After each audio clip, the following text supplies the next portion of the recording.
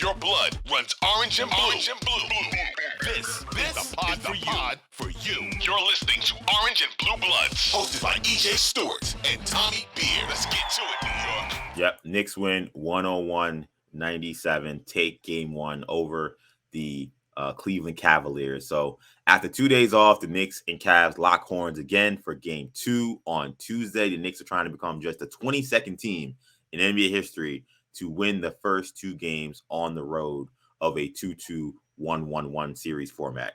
Ironically, one of the teams to complete this feat was the 1999 New York Knicks, who went on to go to the NBA Finals and lose to the San Antonio Spurs. They beat the Atlanta Hawks on the road in the first two games of the Eastern Conference semifinal series that they played. Road teams who win the first two games of a series are 21-4 all time in this format of going on to win the series. So that is what is available to the Knicks. Essentially, a win gives you an 85 to 95% chance to win the series if they get it done in Cleveland. So how realistic is it from what you saw in game one for the Knicks to not only get a split, but then leave Cleveland with two games in this series? Yeah, listen, it's not crazy. I mean, as we mentioned, Emmanuel Quickly, Quinn Grimes, RJ Barrett, a combined 3 of 21 from the floor. Randall 1 of 7 in the second half. Brunson limited to foul trouble. Donovan Mitchell had 38, and Knicks still come back and win that game one. So would I be shocked for those things to kind of flip flop? And I think the Knicks, like we talked about, have to get greedy right now. Yeah, I agree. I think that the Knicks have a great opportunity in front of them because it's funny. When I watch these series, what I like to do is I like to listen to the other side. I like to hear what is happening in Cavs world. What are they saying? How are they assessing this first game? And I gotta be honest, Tommy, they sound a lot like how I and many Knicks fans sounded after game one against the Hawks. That's what they sounded like.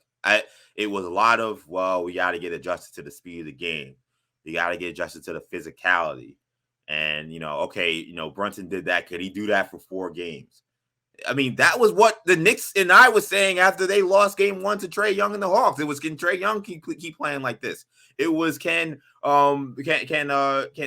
Knicks, adjust to the physicality and get themselves back into this series. Like, it was all those things that I kept hearing from Knicks fans, and what I was spewing was what I was hearing from Cavs fans. And I looked at that and I said, if you're relying on a lot of these things to kind of just flip themselves and turn this thing around, and you think that you don't have to play much better for you guys to actually come back in this series, that you think that you guys can kind of just figure it out and just show up for game two and things will just be better, I think they could be in for a rude awakening. I really think the Knicks have a chance to get this game because, as you mentioned, Tommy, like, you had IQ giving you nothing.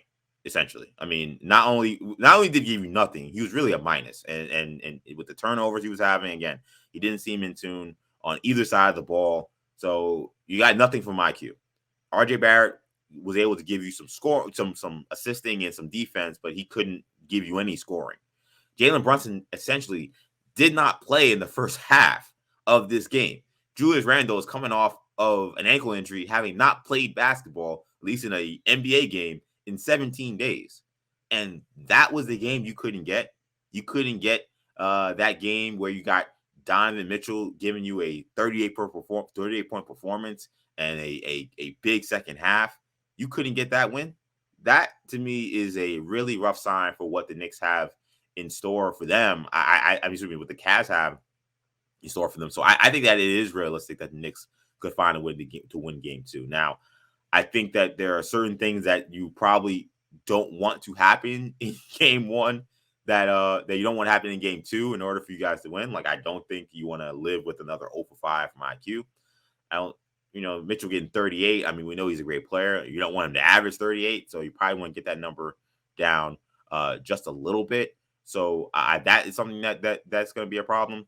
But I do think that there is a way for the Knicks to play essentially similarly to how they played in terms of beating them on the glass, remaining physical, being in tune defensively, and coming away with a game two win.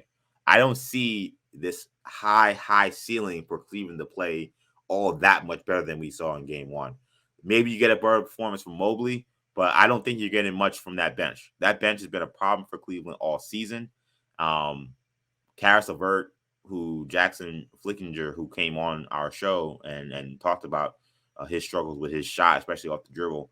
He did not look comfortable shooting the ball. Isaac Okoro did not look comfortable shooting the ball. I just think that this is going to be a problem for the Cavs throughout the rest of the series. I think some adjustments that you could see from Cleveland in game 2.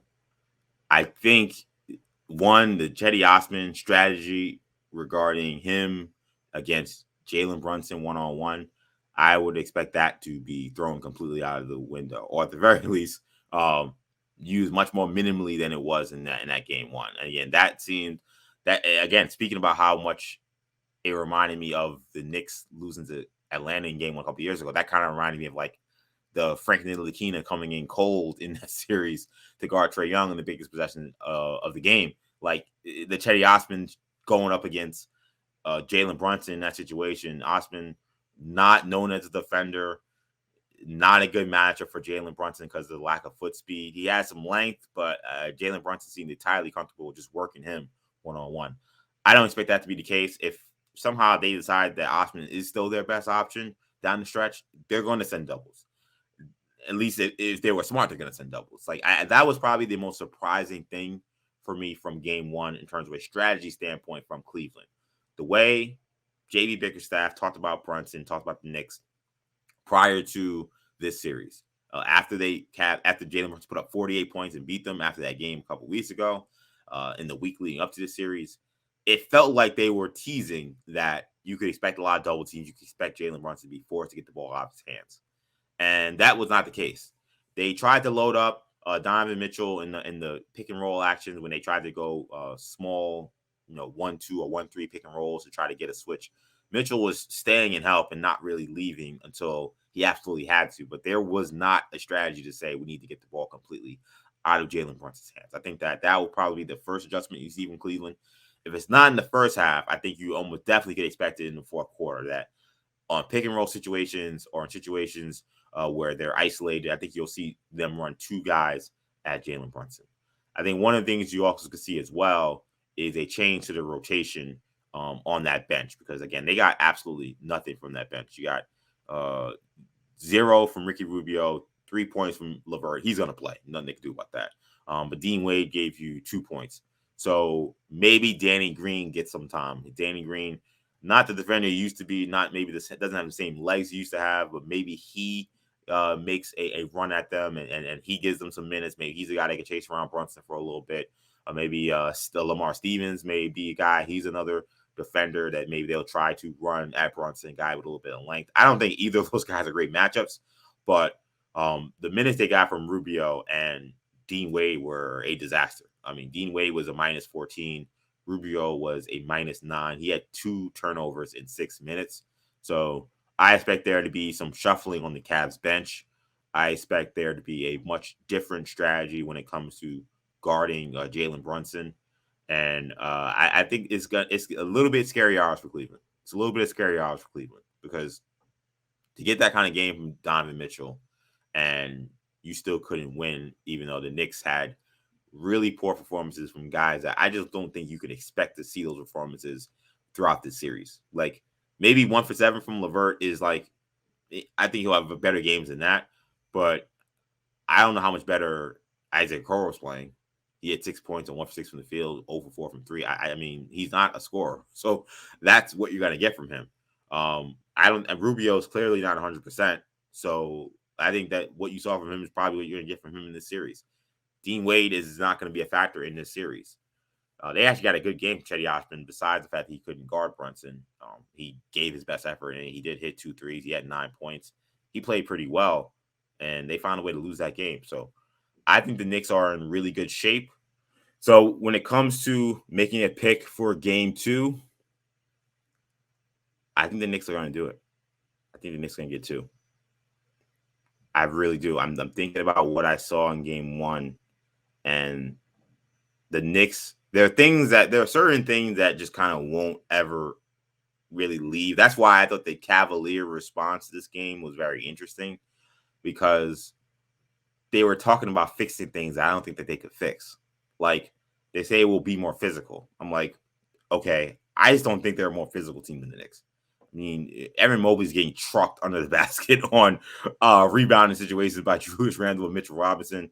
Like, I just don't see them out. Josh Hart is bullying their guards. I just don't see them out physicaling the Knicks. So physicality is going to travel. Is never going to leave the Knicks. And they say that, well, we can rebound better.